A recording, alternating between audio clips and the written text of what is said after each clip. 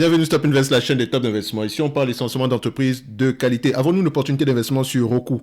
C'est la question à laquelle on va essayer de répondre en se basant sur les états financiers de la compagnie. Je rappelle que ceci représente uniquement mon point de vue et non un conseil d'investissement. Et comme d'habitude, je me réserve le droit de me tromper. Donc, recours. Donc, nous avons ici, comme je l'ai dit, on va suivre le plan, d'accord? Vous connaissez déjà le plan ici qui est de savoir le revenu, la croissance du revenu, le free cash flow moyen, le nombre d'actions, le PE moyen, la dette nette et la qualité de dividende. Ok? Donc, ici, c'est une demande spéciale d'un de nos abonnés Top Premium. Donc, je rappelle que vous pouvez également faire demander à ce qu'on analyse quantitativement vos entreprises dans le service Top Premium et plus encore le lien dans la description de la vidéo, plus l'abonnement ici vers le service Top Newsletter pour pouvoir recevoir ici les analyses sectorielles et parfois certaines notes d'analyse. Par exemple, quand je dis parfois, aujourd'hui vous avez reçu la note d'analyse de Stanley Black & Decker parce qu'on en a déjà parlé sur cette chaîne-ci et également je vous avais également transmis une note d'analyse, mais bon, ça c'était il y a très très longtemps. Donc la note d'analyse pour Stanley Black & Decker est dans la description et dans la Top Newsletter, et en supplément de ça, vous avez la vidéo. Donc la vidéo en fait que vous allez voir aujourd'hui sur Stanley Black & Decker, donc a déjà été prise en considération. Enfin, c'est la note d'analyse en question qu'on a juste lue et on a fait une évaluation sommaire ici. Donc je répète que Stanley Black & Decker n'est pas une mauvaise entreprise, ok? C'est une entreprise qui est en train de se repositionner, c'est différent. Ok, c'est pas un problème à la Intel.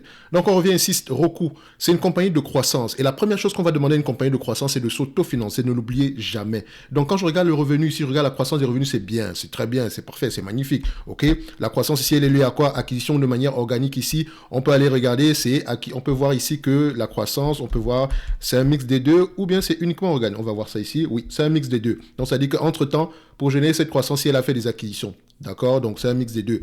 Parce que je vous ai toujours dit, pour la croissance, on questionne la source, d'accord, et la qualité de cette croissance-là. Toujours. On ne regarde pas juste la croissance pour se dire que non, il y a de la croissance. Non, non, pas du tout. Donc, quand vous allez essayer d'extrapoler les résultats ici, faites attention. N'allez pas prendre ici les revenus actuels. C'est ce genre de revenus. Si vous dire que non, on aura la même chose dans le futur. Faites attention. Elle opère dans quel segment d'activité?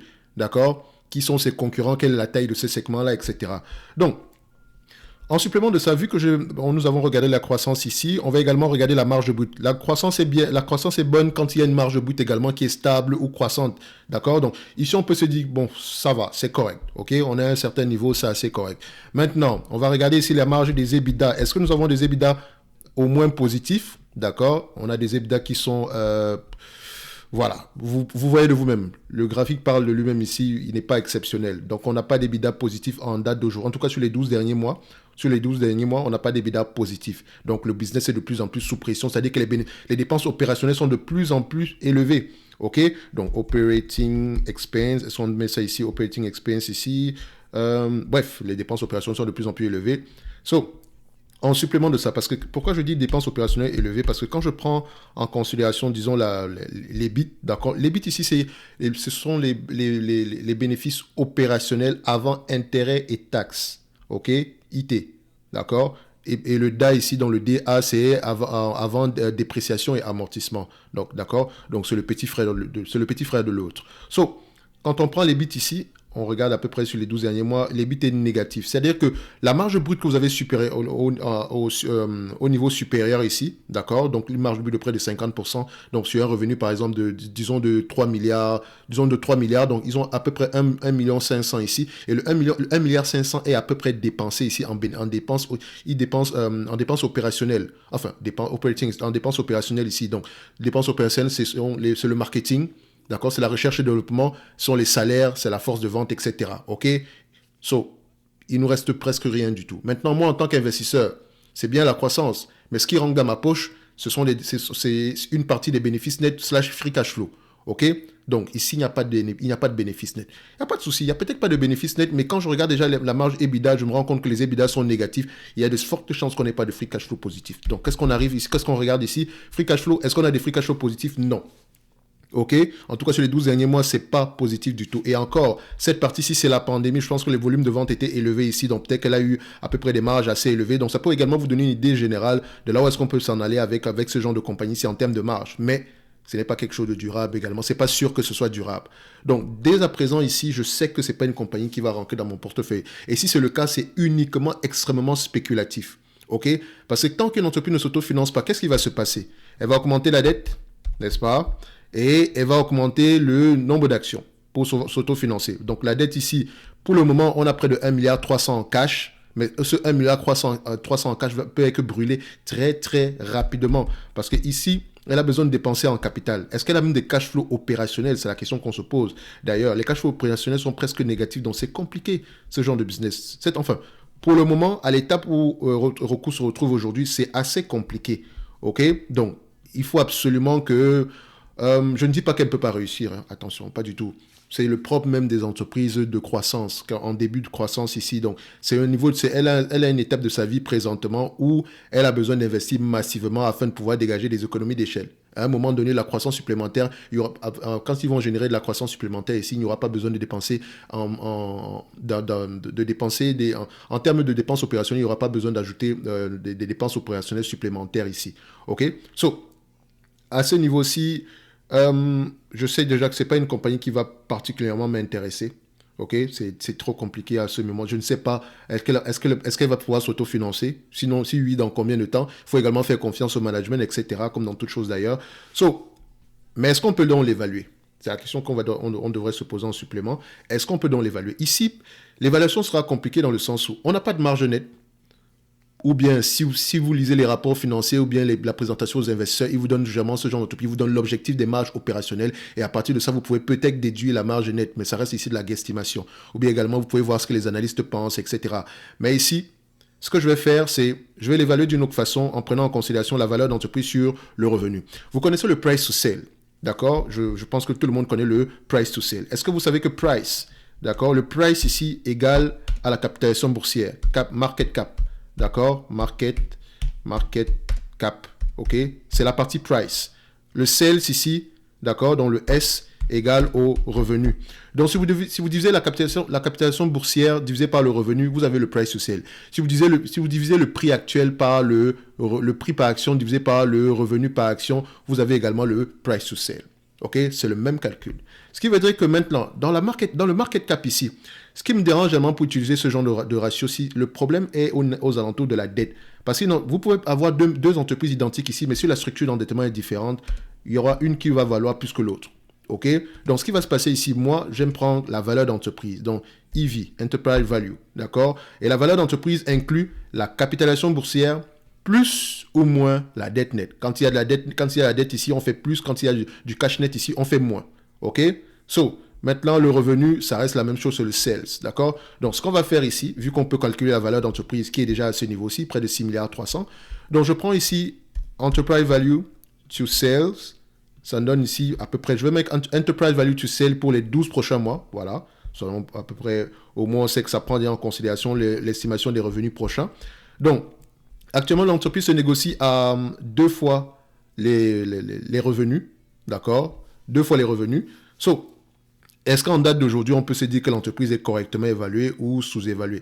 Donc, quand vous allez voir ce graphique, si vous allez vous dire « Ah, l'entreprise est sous-évaluée ». Non, elle n'est pas sous-évaluée. Elle est sous-évaluée par rapport à son historique à elle-même, d'accord? Or, cet historique, l'entreprise est peut-être surévaluée depuis plusieurs mois, plusieurs années. Donc, il faut faire attention, il faut comparer par rapport à l'industrie en question. Et là, par contre, les datas ne sont pas faciles à trouver, ok? Mais ici, on va faire une guesstimation. Ici, on a le secteur Communication and Services, segment Entertainment. Donc, je viens sur Guru Focus. Ils ont une partie généralement ici qu'on appelle, voilà, vous allez avoir, c'est généralement la partie industrie, etc. Donc, je vais regarder ici à USA et je vais aller chercher Communication and Services, ok? Communication and Services, tout l'ensemble du secteur ici, d'accord? Pour tout l'ensemble du secteur, bon, juste pour faire un grosso modo ici, tout l'ensemble du secteur, ça va être plus facile ici. Donc, je ne vais pas me situer uniquement dans le segment Entertainment. Donc, pour cette compagnie-ci, elle s'échange en date d'aujourd'hui à une valeur d'entreprise, un price to sales de 1.2. Enfin, l'ensemble de l'industrie s'échange à un price to sales de 1.2. Mais quand on regarde à peu près ici, on peut se dire que, voilà, à vue 2, on peut avoir une moyenne entre 1.5 et 1.2. Je vais prendre 1.5. Entre 1.5 et 2. OK? Donc, si on sait, parce que c'est là où ça devient, parce que si j'avais les datas à ce niveau-ci et que je pouvais les exporter, je peux les avoir, hein, mais il faut payer l'abonnement ici, et que je pouvais les exporter ici sur Excel, j'aurais pu faire une médiane, ok? Donc ici, je dois faire de la guesstimation, est-ce que c'est quelque chose que je n'aime pas souvent faire, mais voilà, ça me donne une idée générale, donc je ne paierai pas plus de 2 fois les revenus sur cette entreprise-ci, d'accord? Minimum 1.5 fois, maximum 2 fois les revenus. J'aime souvent prendre le minimum, enfin, techniquement, si je prends le minimum, ici, on va se dire que l'entreprise est surévaluée. Mais si on prend le maximum, on va se dire que l'entreprise est correctement évaluée ici aujourd'hui. Où est-ce que je vais me situer? Je dirais une simple, on va se dire simple, hein, c'est l'entreprise est correctement évaluée au prix actuel. OK? Correctement évaluée au prix actuel. Idéalement, j'aimerais l'acheter à une fois la valeur d'entreprise sur le revenu. D'accord? Donc, au prix actuel, elle est correctement évaluée. Mais ça reste déjà de la guesstimation. Donc, vous savez que si vous voulez investir dans cette compagnie, il vaut mieux prendre un prix qui n'inclut pas la croissance et vous voyez que cette croissance-là a tendance à ralentir. Ici, tant mieux si on a une croissance de 20% sur les années à venir, tant mieux. Mais attention, si on n'a pas de croissance sur les années, si on a une croissance moins élevée, ça pourrait être assez compliqué. D'accord? Donc, de toutes les façons, le but ici est de maintenant de lire les rapports financiers, poser les bonnes questions, qu'est-ce qu'on fait, etc. Quels sont les objectifs en termes de marge, etc. Parce que la compétition ne dort pas. OK? Donc, pour moi, Roku pour quelqu'un qui rechercherait la qualité, franchement, allez regarder ailleurs. Un concurrent à Roku, c'est Netflix, c'est Disney, ok? Voilà, c'est, comment on appelle ça? Il y a des compagnies comme Warner Bros. Discovery. Je n'en parle pas juste parce que je sais également que ce genre d'entreprise, il faut être entreprenant. On a très peu d'investisseurs entrepreneurs. Donc, parce que être entrepreneur, c'est avant tout, c'est vraiment lire, aller au-delà des chiffres. Je peux rester très quantitatif ici, mais jamais je n'achète une entreprise uniquement en me basant sur les chiffres. Les chiffres me permettent de poser les bonnes questions, ça me permet d'éliminer déjà les mauvaises entreprises. Est-ce que je peux dire que Roku est une mauvaise entreprise? Je ne dirais pas non, mais je sais également que c'est une entreprise qui n'est pas encore mature. Donc, c'est-à-dire qu'elle est encore en phase de croissance. Et maintenant, je ne suis pas ce genre d'investisseur-là. Je ne recherche pas la croissance pour la croissance. Je recherche la croissance à un prix correct. OK? Comme Google, c'est une croissance à un prix correct. OK? Donc, comme on a étudié, PayPal, c'est une croissance à un prix correct. Une fois que la croissance ralentit, ce genre d'entreprise aura tendance à redescendre sur terre. Vous avez vu l'exemple avec Tesla. Depuis le début, on s'est dit qu'OK, on va attendre. D'accord? Donc, aujourd'hui, cette compagnie-ci, si vous l'achetez, voilà, vous êtes limite. D'accord? Maintenant, vous comptez uniquement sur la croissance. D'accord? Mais je vous encouragerai à aller regarder ailleurs néanmoins. OK? Mais après, vous faites comme vous voulez. Donc, ceci n'est que mon point de vue et non un conseil d'investissement. Comme d'habitude, je me réserve le droit de me tromper. Un like, un abonnement, ça fait toujours plaisir. Et retrouvez-nous sur la top newsletter ou bien sur le top premium, d'accord? Ça nous fera toujours plaisir de vous compter parmi nous. Donc, on se donne rendez-vous sur la prochaine vidéo. Merci.